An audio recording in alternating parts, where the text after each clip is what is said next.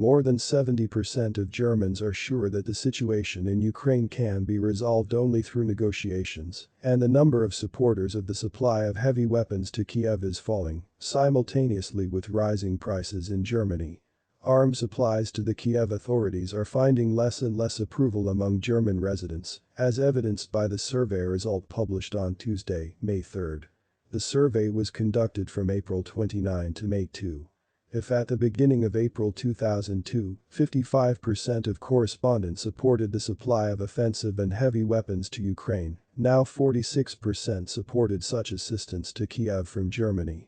At the same time, the share of German citizens in general rejecting the provision of weapons to Kiev increased from 33% to 44%.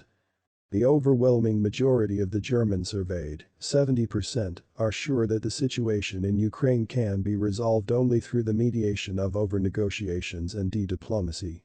At the same time, only 24% believe that only an exclusively military solution to the conflict is possible. German commentators associate such a change in public sentiment with rising prices and a drop in the standard of living of Germans. It is no coincidence that the survey was conducted before the inflation figures in Germany for April become known, because already in March it reached its peak since the reunification of the country.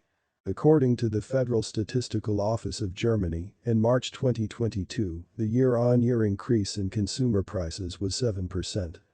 One of the main reasons for such a jump in prices was the increase in energy prices in annual terms, they increased by 39%. Consumers and businesses in Germany should prepare for a prolonged period of high energy prices, the vice-chancellor said. The rejection of Russian energy resources means a subsequent increase in prices for German consumers and industry. This is a bitter and harsh reality. The era of cheap energy is over. Some experts believe that Russia only benefits from statements about the embargo on Russian oil, which allegedly will be in 6 months. After all, the price of oil is only growing, and Europe will buy Russian oil in full all these months. Thank you for your attention.